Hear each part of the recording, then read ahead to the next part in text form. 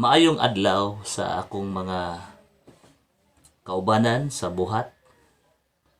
Maayong adlaw sa tanang mga kaigsuonan ako sa Cebu Churches of Christ Men's Fellowship, headed by our chairman, Kuya Lito Cusena, and our chairman sa Cebu Churches of Christ Mission, Kuya Jaime Stella. Maayong adlaw kanatong tanan.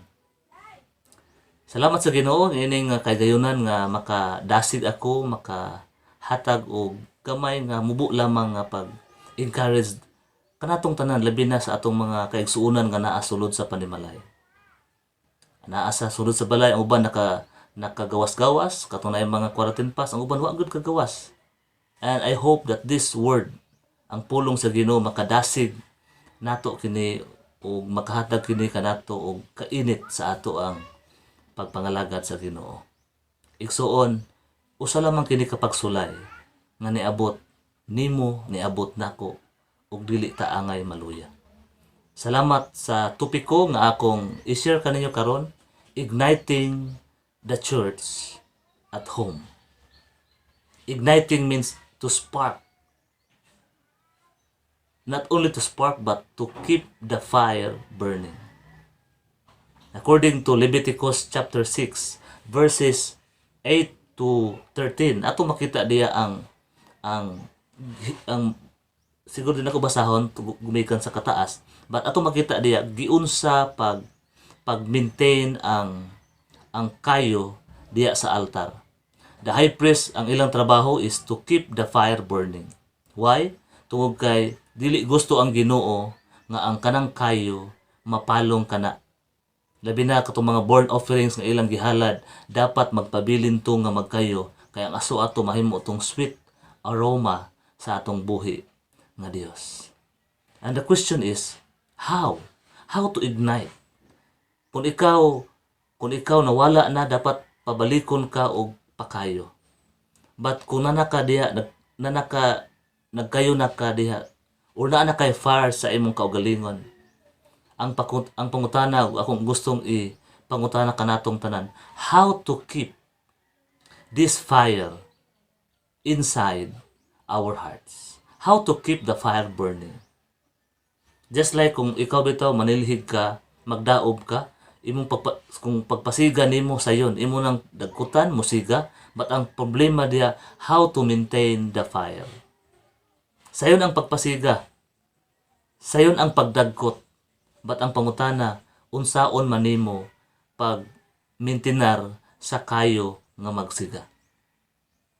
Sayon kayo nga ikaw magdaob usa ka daobanan, pero ang pag-maintinar sa kayo lisod, labi nagmahutdan na ka og pangsugnod. For us Christians, the question is how to maintain the fire in your life. Unsa man nato pag-maintinar nga atong kayo sa atong kasing-kasing, magapabilin nga magdilaab, magapabilin ang excitement that after this pandemic, human ining virus, we will come out sa matag usa nato ka mga panimalay, being excited nga mosulod na usab kita sa ato ang mga kasimbahanan. Daghang mga Kristohanon nga pag human sa pagsugod sa lockdown, sila usab na nangandoy nga makasimba. Pero kung katong wala pa'y lockdown, wala gani nakasulod sa simbahan. Igsuon ko diya sa Ginoo, it's time. Oras na nga mobalik ta sa atong buhi nga Dios. Oras na nga ato ang padilaabon ang kalayo sa atong kasing-kasing. Kanang kalayo, dili kay nagkalayo, kundi nagkalayo ka diya sa Ginoo. Maurang spelling pero lahi og accent, no? Nagkalayo, ang usapod kay nagkalayo diha sa Ginoo. How to keep the fire burning? Unsao man nato nga magapabilin ang kayo sa atong kasing-kasing. Tulo lang kabutang igsoon ako i-share ninyo. There are 3 components how to create fire. Number 1, fuel. Number 2, we need oxygen. And number 3, we need ignition source. Tulo kabutang nga atong dapat anaak ni kanato in order to have the fire to keep burning sa atong kasing-kasing. Number one, we need fuel. And for us Christians, our fuel is prayer. That's our gasoline. Ang pag-ampo maoy gasolina nimo ug nako.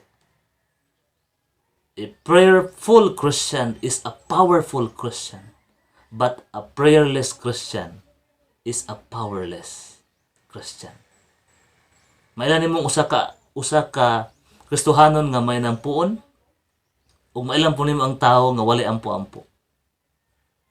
We need to pray. According to Paul, 1 Thessalonians 5:17, pray without ceasing. Walay hunong sa pag-ampo. Labi na karon sa atong sitwasyon. We are now in this pandemic. Our world is facing this pandemic problem. Kasi buhaton nato, we need to pray. Sa church, namo diri sa North Road, naami gitawag dawn prayer. Every morning, from Monday to Saturday, at 4:30 in the morning, ang uban, ang matag-usa mo mata to pray for our nation, for the Philippines, and even for the province of Cebu, and even for our municipality. We need to pray. Second, we need oxygen. Our oxygen is praise and worship. Praising God. The word praise from the Hebrew word yada means to give an honor, to adore, to praise Him,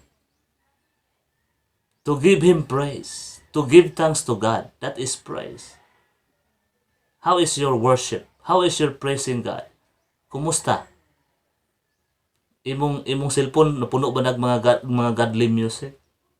Sa imong panimalay imong gipatokar mga Christian music ba? Igsoon, we need to worship God even inside in our home, inside in our houses.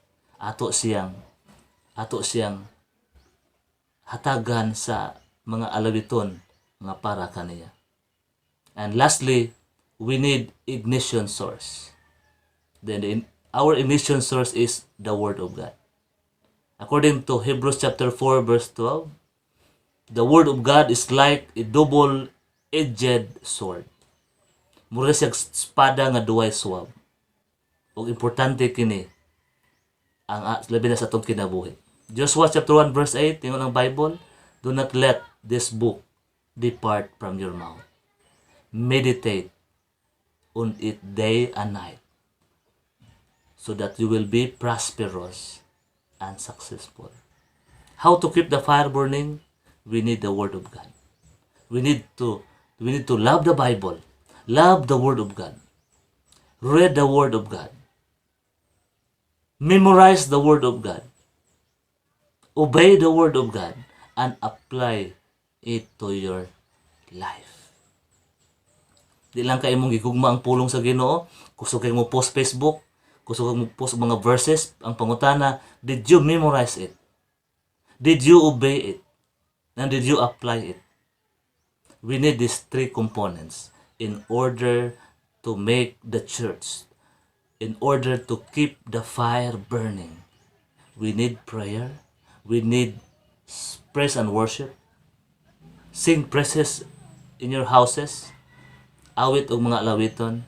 And we need, number 3, we need the Word of God. May the Lord our God bless you, bless our families, nga nakaroon sa ato ang mga panimalay. Daghang salamat ug ang Ginoo mga uban kanatong tanan. God bless us all.